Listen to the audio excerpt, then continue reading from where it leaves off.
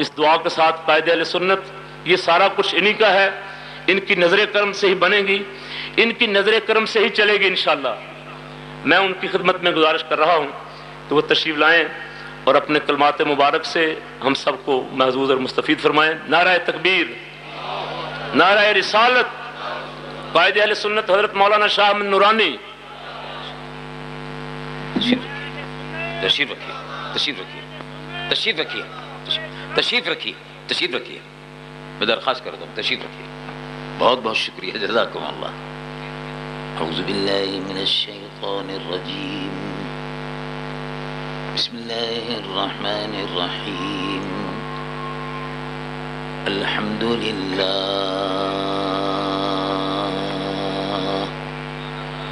نحمده ونستعینه ونستغفره ونؤمن به ونتوکل علیہ ونعوذ باللہ من شرور انفسنا ومن سیئات اعمالنا، من يهده الله فلا مضل له ومن يضلله فلا هادي له، ونشهد أن لا إله إلا الله وحده لا شريك له، ونشهد أن سيدنا ونبينا وحبيبنا ومولانا محمد صلى الله تعالى عليه وسلم الذي أرسل إلى الخلق كافة بشيرا ونذيرا وداعيا إلى الله بإذنه وسراجا منيرا، وبشر المؤمنين بأن لهم من الله فضلا كبيرا، فهو الحبيب الذي ترجى شفاعته لكل هول من الأهوال مقتحم، يا رب صل وسلم دائما أبدا على حبيبك خير الخلق كلهم، اللهم صل على حبيبك سيدنا مولانا محمد صاحب الوجه الأنور والجبين الأزهر، صلاة وسلاما عليك يا سيدي يا رسول الله۔ محترم گرامی قدر جناب گورنر صاحب صوبہ پنجاب جناب خالد مقبول صاحب، میرے محترم اور مقتدر علماء کرام، علماء ذی وقار، مشائخ عظام، محترم بزرگوں اور محترم بھائیوں، عزیز نوجوانوں اور پیارے بچوں، السلام علیکم ورحمۃ اللہ وبرکاتہ۔ الحمدللہ آج اس سرزمین پر آپ اور ہم الصفا یونیورسٹی کے سنگ بنیاد کی تقریب میں شرکت کر رہے ہیں، اور ابھی مسجد سیدنا ابو ہریرہ کا سنگ بنیاد رکھا گیا، اور محترم گورنر صاحب نے الصفا یونیورسٹی کا سنگ بنیاد رکھا۔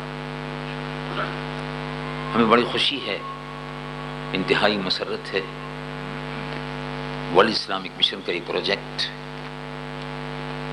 جس میں دین کی تعلیم کے ساتھ ساتھ دنیاوی تعلیم کا انتظام ہوگا، مبلغین یہاں سے تیار ہوں گے، اور جیسے کہ آپ میں سے بہت سے حضرات کو معلوم ہے کہ دنیا کے تقریباً 40 ممالک میں اس وقت ورلڈ اسلامک مشن کی برانچیں کام کر رہی ہیں، اور اللہ کرے وہ کام کرتے رہیں اور ان پر کسی قسم کی کوئی پابندی وہاں نہ لگے، لیکن آج کل تو وہاں پر پابندیاں لگنے کا بڑا زور و شور ہو رہا ہے اور وہ آپ سب کو معلوم ہے۔ لیکن بہرحال ورلڈ اسلامک مشن کے ذریعے سے اللہ تبارک و تعالیٰ اور اس کے پیارے محبوب صلی اللہ علیہ وسلم کا پیغام ان ممالک میں ہم پہنچا رہے ہیں۔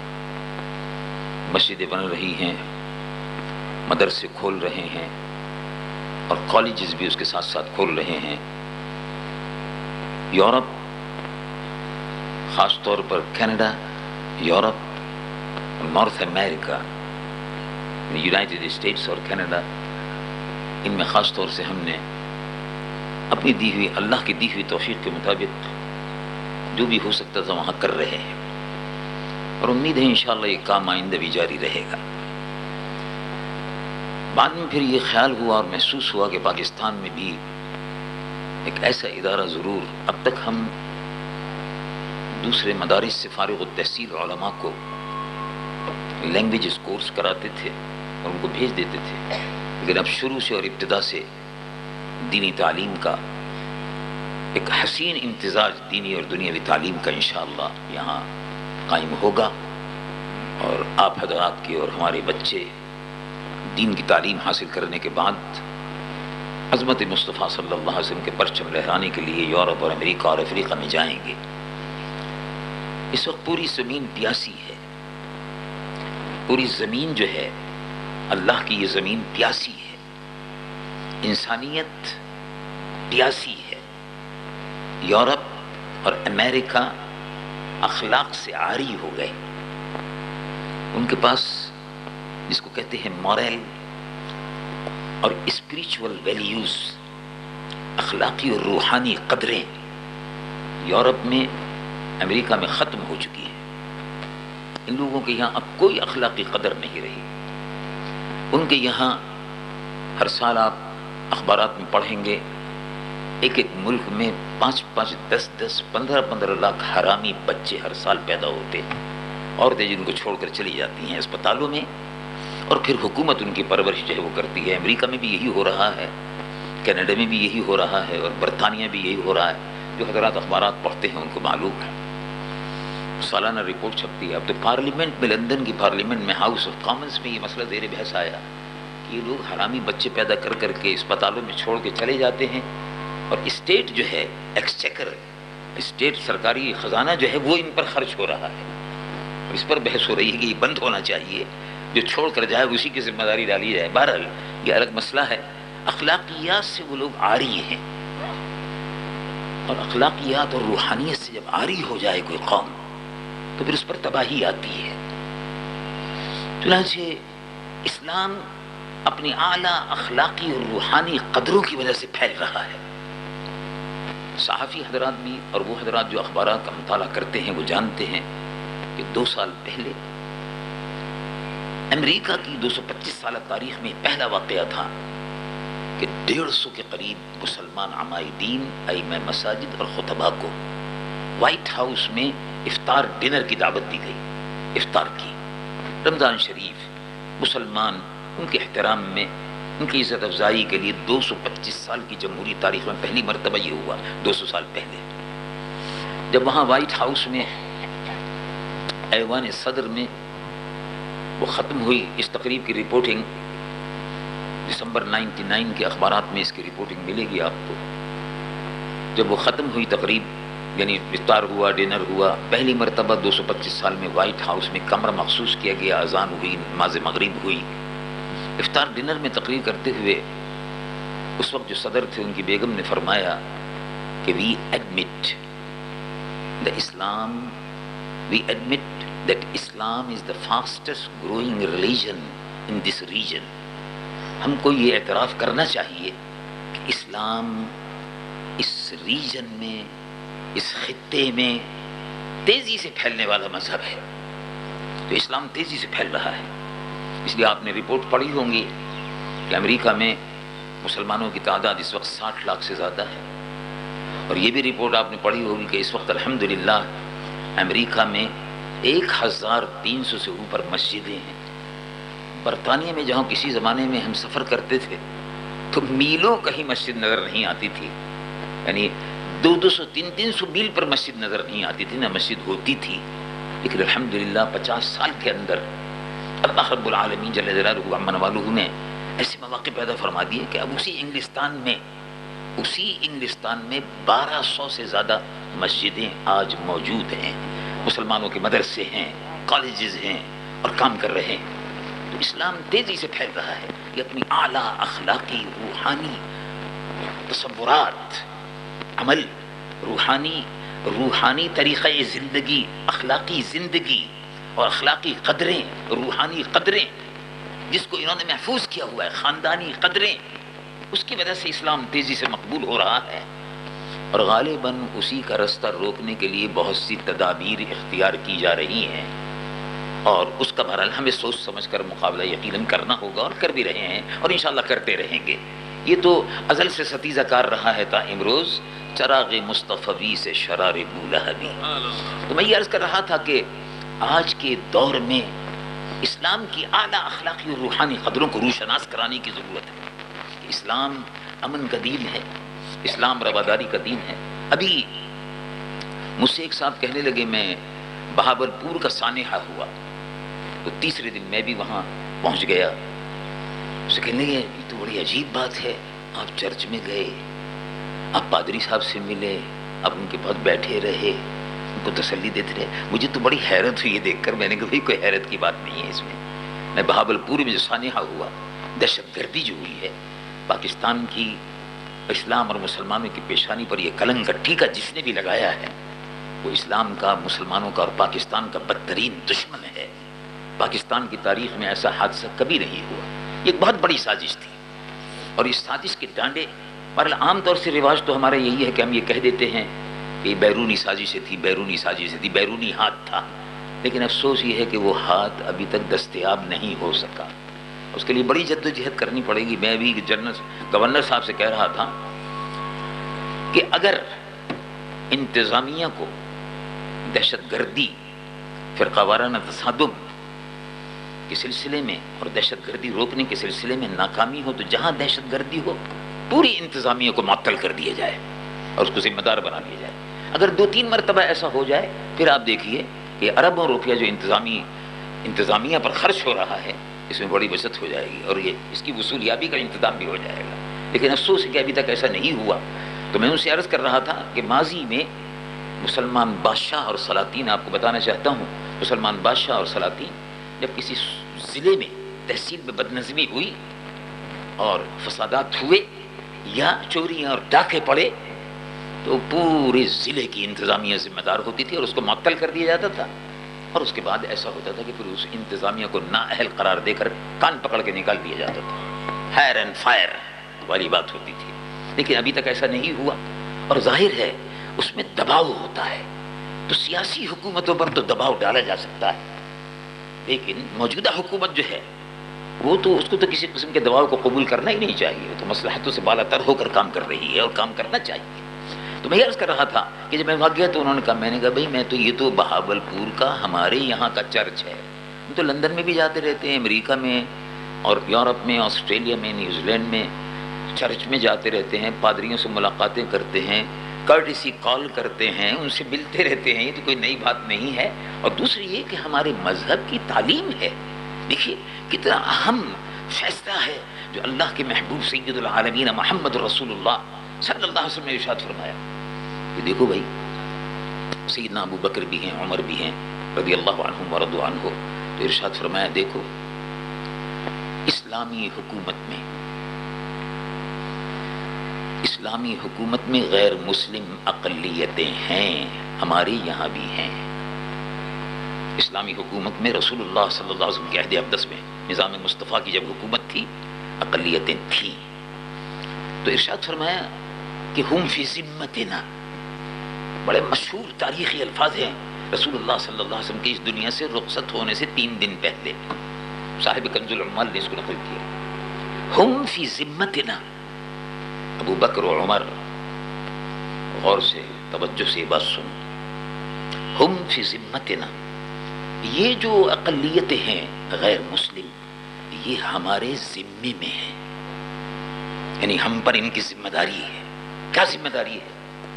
ان دماءہم و اموالہم و اعراضہم، ان کے مال کی،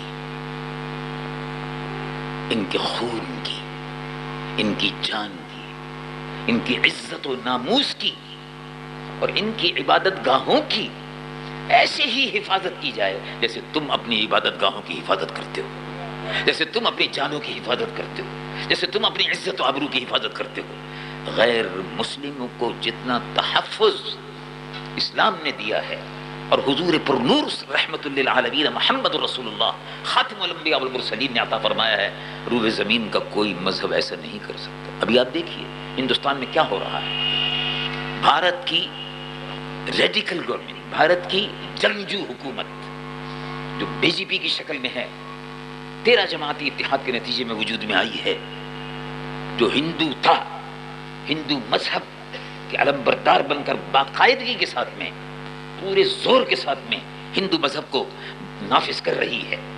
بابری مسجد کو گراتی ہے، شہید کرتی ہے، اور بے شمار مساجد کو گرانے کا پروگرام ہے.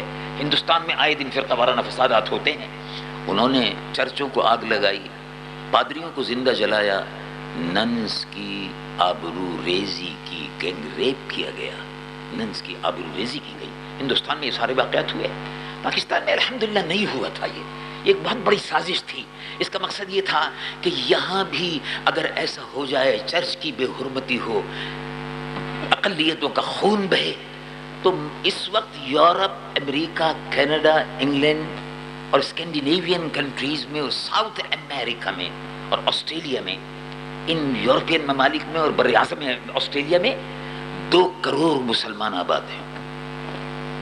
کہ ان 2 کروڑ مسلمانوں پر ظلم و ستم کا دروازہ کھولنے کے لیے اور ان کو ختم کرنے کے لیے یہ ایک سازش تھی کہ پاکستان میں کیونکہ چرچ میں ایسا واقعہ ہوا، اس لیے وہاں یورپ میں بھی ایسا ہو.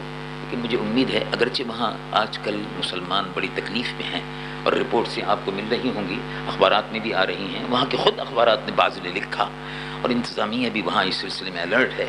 برطانیہ میں، انگلستان میں خود مجھے بہت سے ٹیلی فون ہمارے ورلڈ اسلامک مشن کی برانچز سے ملے، جس میں انہوں نے کہا کہ فلاں مسجد میں آگ لگا دی گئی، فلاں مسجد میں آگ لگا دی گئی. ابھی میں 17 ستمبر کو واپس آیا تو 16 ستمبر کو ہم نے ایک مسجد کا افتتاح کیا تھا.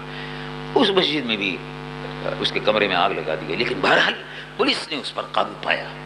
اور انتظامیہ جو ہے بظاہر اس میں شریک معلوم نہیں ہوتی، جو پوری بات دیانتداری سے کہنا چاہیے. بہرحال یہ ان کا فعل ان کے ساتھ میں ہے. ہم پر یہ ذمہ داری ہے کہ ہم اقلیتوں کا تحفظ کریں. اور دوسری یہ اہم ذمہ داری جو اس وقت ہم پوری کر رہے ہیں وہ یہ ہے کہ علم کی شمع کو روشن کریں.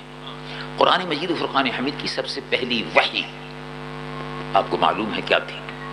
اللہ کے محبوب صلی اللہ علیہ وسلم غار حرا میں اللہ رب العالمین کی عبادت میں مصروف ہے، متوجہ ہیں، میڈیٹیشن میں اور مراقبے میں مصروف رہتے تھے.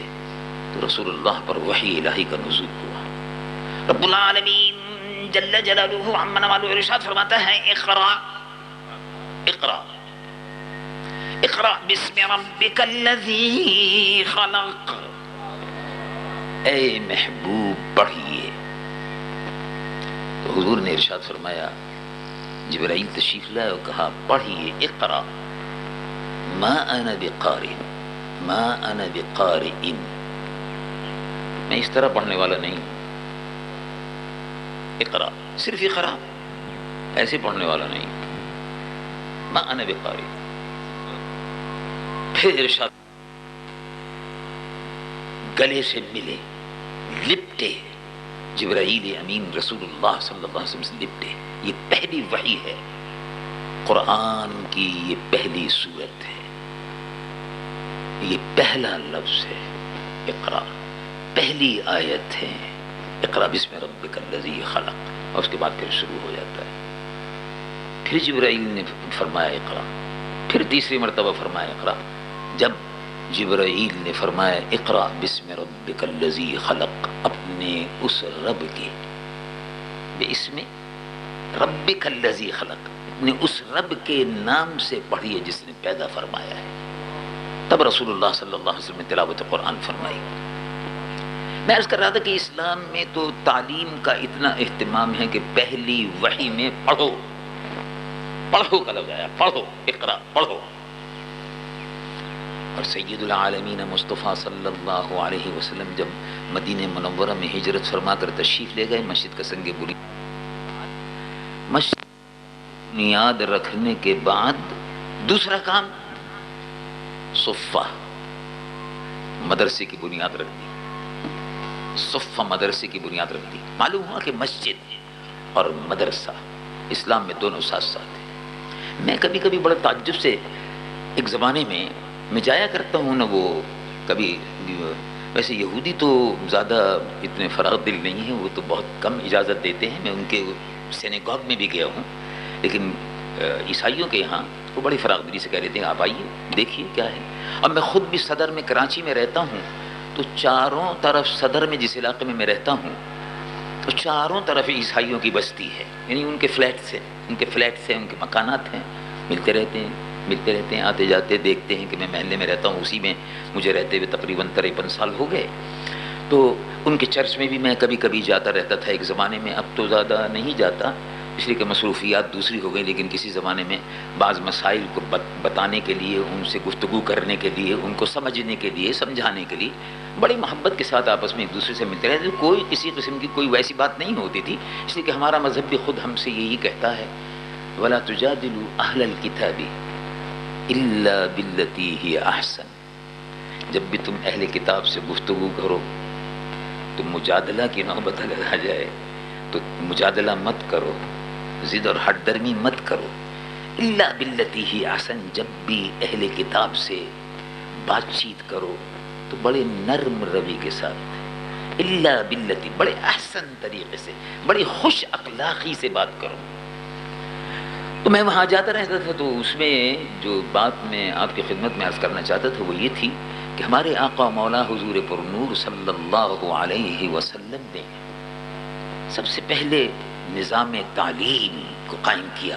تو میں چرچ میں جاتا رہتا تھا، میں یہ سوچتا تھا کہ کیا وجہ ہے کہ انجیل جو ہے یہ اس کے نسخے اول تو نایاب ہیں نہیں، جو اصل ہے وہ تو ہے ہی نہیں، یہ کیا وجہ ہے انجیل کا کوئی حافظ نہیں ہوتا، انجیل کا کوئی حافظ نہیں ہوتا، یہ کیا وجہ ہے؟ تو میں نے ایک پادری صاحب سے سوال کیا، what is the reason you spend whole life in the recitation of the Holy Bible؟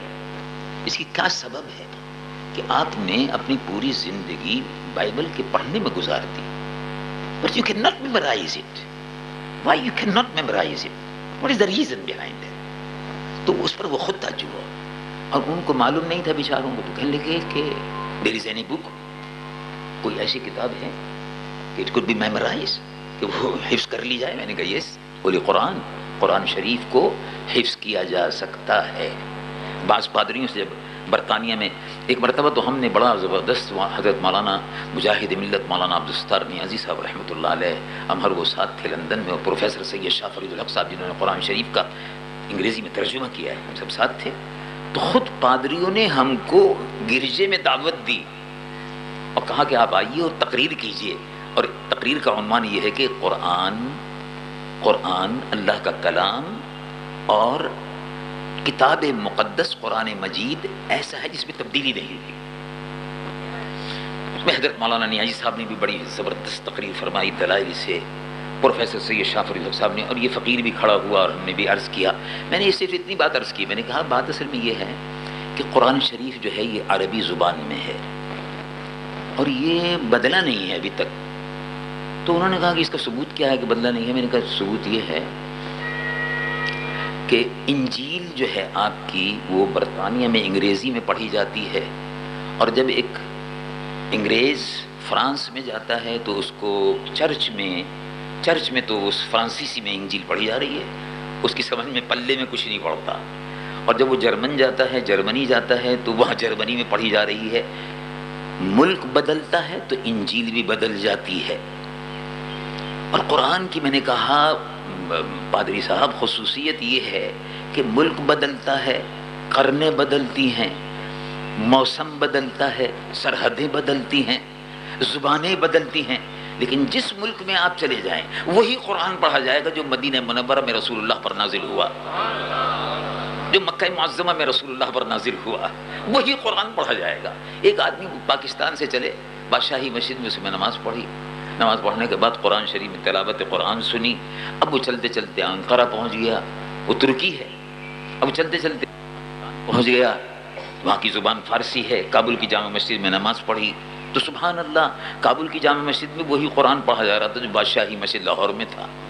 Ankara پہنچا تو وہی قرآن پڑھا جا رہا تھا، تہران پہنچا تو وہی پڑھا جا رہا تھا، اور چلتے چلتے امریکہ پہنچا، اسلامک سینٹر نیو یارک میں تو وہی پڑھا جا رہا تھا، Islamic centre regents park London میں وہی قرآن پڑھا جا رہا تھا جو پڑھتا ہوا آ رہا ہے بادشاہی مسجد لاہور سے، جو سنتا ہوا آ رہا ہے۔ اور جب وہ واپس مدینہ منورہ میں پہنچا تو وہی قرآن پڑھا جا رہا تھا جو رسول اللہ پر نازل ہوا تھا۔ تو یہ قرآن کی خصوصیت ہے۔ بھلی بات تو ہوتی رہتی تھی۔ میں عرض کر رہا تھا کہ اس وقت ہم کو اس ملک میں رسول اللہ صلی اللہ علیہ وسلم کے لائے ہوئے پاکیزہ نظام کو نافذ کرنے کے ساتھ ساتھ ایک عملی جدوجہد کرنی ہے تعلیم کو عام کرنے کی، اور یہ تعلیم کو عام کرنے کے سلسلے میں جو بھی کوششیں ہیں انشاءاللہ ورلڈ اسلامک مشن نے وہاں بھی باہر بھی اور یہاں بھی جو بھی ہم سے ہو سکتا ہے حد المقدور کوششیں کر رہے ہیں۔